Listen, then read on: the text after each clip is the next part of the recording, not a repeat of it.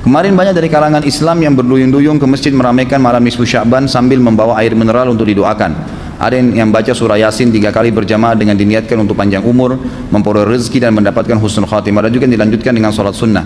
Apa hukum membaca surah Yasin 3 kali dan sholat nisfu Sya'ban? Lalu apa keistimewaan malam nisfu Sya'ban dan tuntunan apa yang disunnahkan? Ini banyak muslimin memang yang menyalahgunakan ya dalil-dalil. Jadi mereka tidak memilah mana dalil yang sahih dan mana dalil yang lemah, apalagi hadis-hadis yang palsu.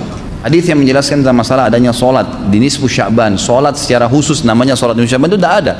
Hadisnya palsu, maudhu' itu. Yang ada memang adalah fadilah mengerjakan solat malam di nisfu Sya'ban, solat tahajudnya. Solat tahajud seperti biasa, tapi khusus malam nisfu Sya'ban punya fadilah. Karena disebutkan dalam sebuah riwayat yang sahih bahwasanya Aisyah radhiyallahu anha pernah mendapatkan giliran nginapnya Nabi SAW di rumahnya. Terbangun tengah malam, dia melihat Nabi SAW tidak ada di sebelahnya. Maka Aisyah radhiyallahu anha terbawa rasa cemburu. Dia memakai bajunya kemudian mengelilingi rumah-rumah Nabi yang lain, ya, istri Nabi yang lain, takut Nabi ada di sana gitu. Diketukin satu-satu, ternyata nggak ada. Lalu Aisyah tergopoh-gopoh pergi ke masjid mendapatkan Nabi SAW sedang sholat. Begitu Nabi SAW lihat Aisyah lagi ngos-ngosan jalan gitu kan, kena buru-buru, kata Nabi SAW, wahai Aisyah, kau cemburu lagi? Ini adalah malam nisfu Sya'ban. Artinya saya sholat malam ini karena ini adalah nisfu Sya'ban. Ini hadis yang sahih gitu kan. Dan memang dianjurkan oleh para ulama, mereka mendirikan sholat malam di malam nisfu Sya'ban itu sholat tahajudnya, tidak ada malam khusus, tidak ada sholat khusus namanya malam nisfu Sya'ban. Siang harinya dianjurkan seseorang berpuasa, karena Nabi SAW memperbanyak puasa. Terlebih lagi nisfu Sya'ban itu ya kenanya malamnya itu berarti puasa tanggal 14, kalaupun nisfu Sya'bannya malam hari ke-15. Dan kita tahu ada puasa Iyamul Bid, ada 13, 14 dan 15, itu kita dianjurkan puasa 3 hari kan gitu. Tapi tidak diniatkan khusus puasa nisfu Sya'ban, khusus puasa itu. Karena memang secara umum Nabi SAW puasa sebulan penuh di bulan Sya'ban. Kalau masalah membaca surah Yasin, ini tidak asing lagi kalau di Indonesia. Semua selalu surah Yasin. Pindah rumah Yasin, orang mati Yasin, semua Yasin. Ditanya dalilnya, nggak ada dalil, gitu kan. Hanya karena surah Yasin dikatakan jantungnya Quran. Itu pun hadis yang lemah, karena dalam sanadnya ada orang yang pendusta, gitu kan. Tapi ini diamalkan. Ya. Kalau kita mau mengaku pengikut Nabi Muhammad SAW yang murni, maka tidak mengamalkan apa yang tidak dicontohkan oleh Nabi SAW. Apalagi membawa air, kemudian secara khusus dibacakan atau ditutupkan dengan surah Yasin, belum pernah ada contoh. Belum pernah ada contoh. Allahu a'lam. Saya tidak menyalahkan ya. Yang mau kerjakan itu silahkan, itu hak dia. Tapi saya pribadi menyarankan, apalagi jemaah yang ikut dengan pengajian saya atau yang mendengarkan ceramah kita, murnikan ibadah kembali kepada Nabi SAW. Nabi SAW tidak menghembuskan nafas terakhir kecuali sudah mengajarkan semua yang kita butuhkan. Jadi tidak perlu ditambah. Kalau kita tambah seperti kita sedang mengatakan, maaf Rasulullah saya lebih faham daripada anda. Nabi nggak pernah baca Yasin 3 kali di malam nisfu Sya'ban, nggak apa-apa kan, bagus. Loh, Nabi mau nggak pernah lakukan. Nabi yang nerima dari langit wahyu nggak pernah lakukan, nggak apa-apa. Berarti sama saja anda bilang, maaf Rasulullah saya lebih ngerti. Yang itu. Ini keliru, nggak boleh. Yang itu. Jangan tambah-tambah agama, biarkan dalam keadaan murni. Sedangkan murni saya sudah banyak sekali yang kita bengkalaikan, apalagi kalau ditambah-tambah. Dalam hadis, kalau nggak ada dalam hadis, ijma' ulama, konsensus, kesepakatan. Kalau nggak ada dalam ijma', lihat dalam qiyas, analogi. Berapa sumber pengambilan hukum? 10. Quran, hadis, ijma', qiyas, syar'u man qablana, saddu dzara'i, qaulus sahabi, istihsan, istishab, urf. 10. Tapi yang disepakati 4 mazhab, 4. Quran, hadis, ijma', qiyas. Nah, malam nisfu Sya'ban itu ada nggak dalam Quran? Ya ayyuhalladzina amanu akrimun nisfa min Sya'ban. Nggak ada. Dalam hadis ada. Ittala'allahu ala jami'i khalqihi lailatan nisfi min Sya'ban. Allah memperhatikan semua makhluknya pada malam nisfu Sya'ban. Fayaghfiru li jami'i khalqihi. Siapa yang berdoa pada malam itu, diampunkan Allah segala dosanya, dikabulkan Allah segala doanya. Illa kecuali orang dua, musyrik, orang yang mempersekutukan Allah, oh musahin, orang yang belum berdamai di antara saudaranya. Hadisnya sahih apa enggak sahih? Hadis ini sahih menurut Syekh Nasiruddin Al-Albani. Hadisun sahih, diriwayatkan dari Abu Bakar radhiyallahu anhu. Nah, hadisnya umum bahwa malam nisfu Sya'ban itu ada. Sekarang pertanyaannya, apakah kalangan salaf? Salaf itu 3 abad pertama. Khairul qurun qarni, sebaik-baik abadku, abad pertama. Tsummal ladzina yalunahum, abad kedua. Tsummal ladzina yalunahum, abad ketiga. 3 abad pertama ini disebut dengan salaf. Sedangkan abad keempat, kelima, keenam disebut dengan khalaf. Apakah kalangan salaf ada menghidupkan malam nisfu Sya'ban? Ya. Di mana kami bisa lihat kitabnya? Al-Mawahib Al-Ladunniyah. Nama kitabnya Al-Mawahib Al-Ladunniyah, ditulis oleh Imam Al-Qastullani. Di situ dia sebutkan ada kalangan tabi'in. Nabi, sahabat, tabi'in, kalangan tabi'in. Namanya siapa? Makhul. Siapa lagi? Khalid bin Ma'dan. Kalangan tabi'in di negeri Syam. Negeri Syam itu sekarang sudah jadi 4 negara: Suriah, Lebanon, Yordania, Palestina. Kalangan tabi'in di negeri Syam merayakan malam nisfu Sya'ban dengan solat sunat, dengan memperbanyak zikir dan doa, dan mereka datang ke masjid dengan 3. Pertama, memakai jubah kebesaran, pakai jubah. Siapa yang punya jubah bawa pada malam nisfu Sya'ban, pergi ke masjid. Kemudian yaktahilun, pakai celak. Sebelum berangkat ke masjid pakai celak. Lalu kemudian mereka buat bukhur. Bukhur itu asap kayu gaharu. Asap, bukan asap menyan manggil jin hantu jemalang tanah. Maka di masjid-masjid dihidupkan asap kayu gaharu.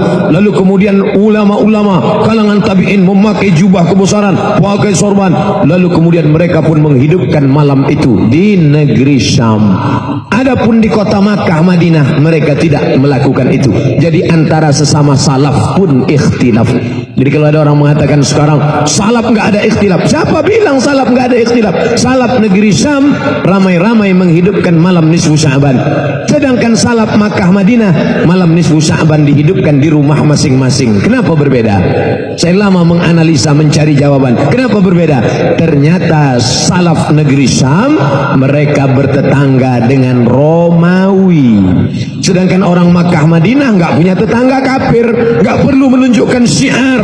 Sedangkan orang Islam perlu menunjukkan syiar. Show force, show, tunjukkan force, kekuatan. Maka pada malam itu ramai berzikir, berdoa.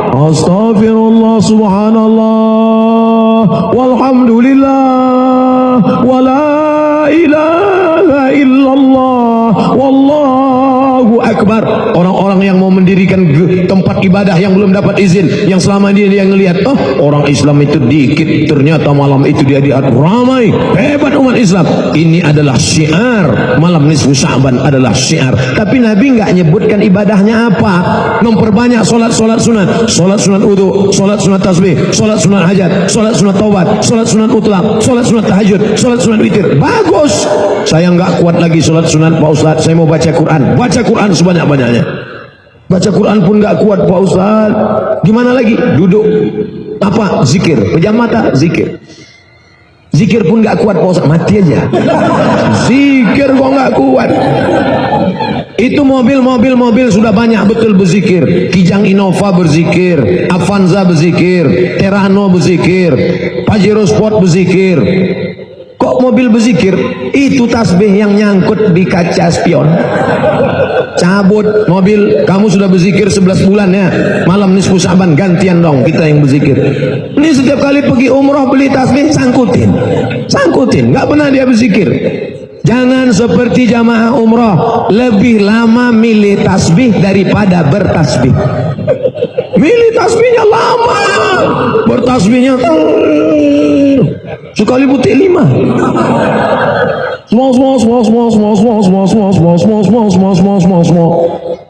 Subhanallah walhamdulillah wala ilaha illallah wallahu akbar. Itu terlalu pelan.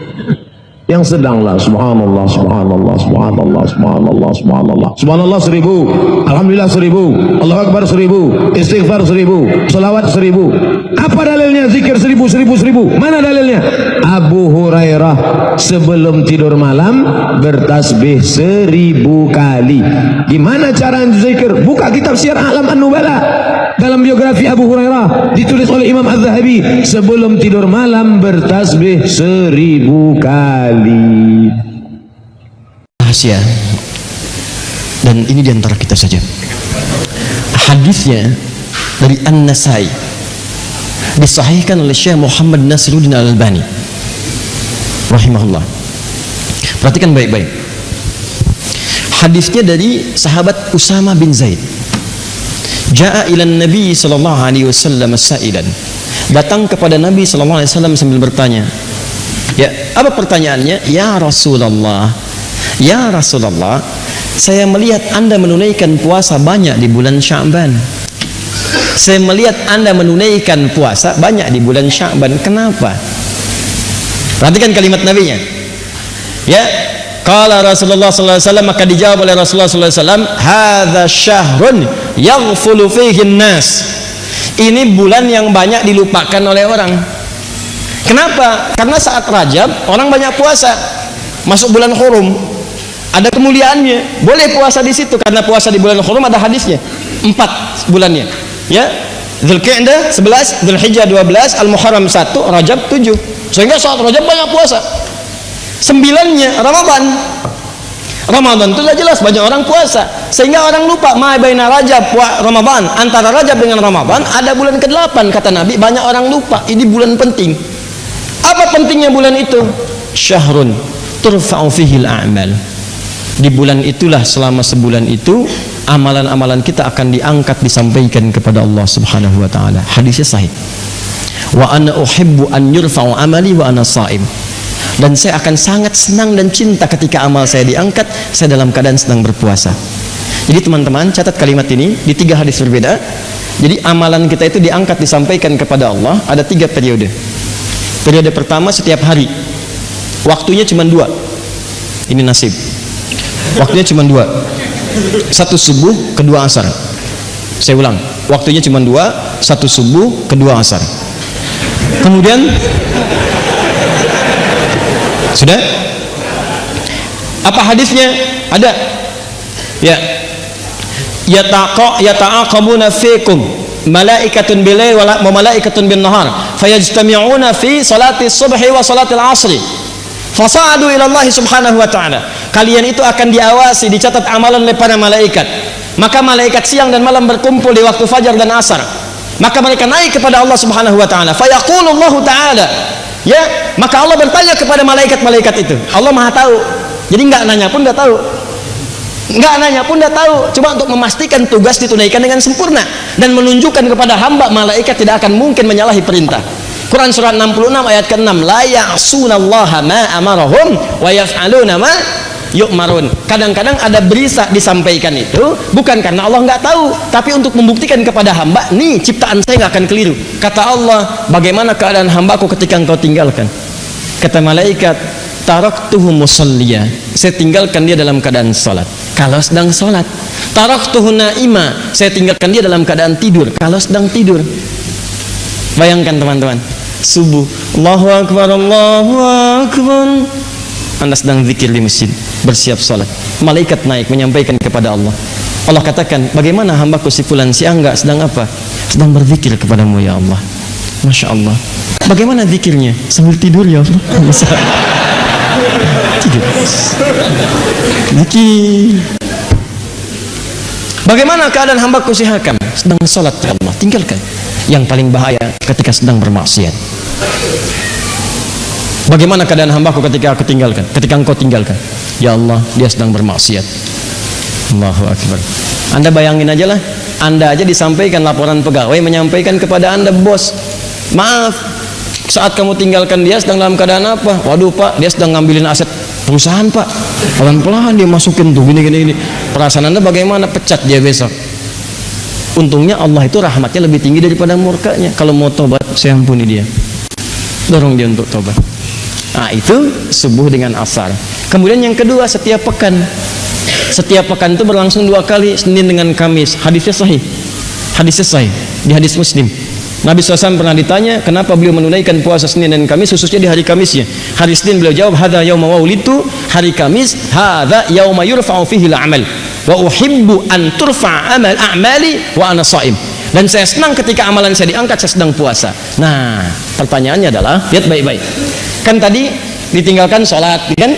Ditinggalkan sedang sholat. Kenapa Nabi memilih untuk puasa? Kenapa memilih untuk puasa? Karena saat orang sedang puasa itu ada 2 keunggulannya. Lagi-lagi.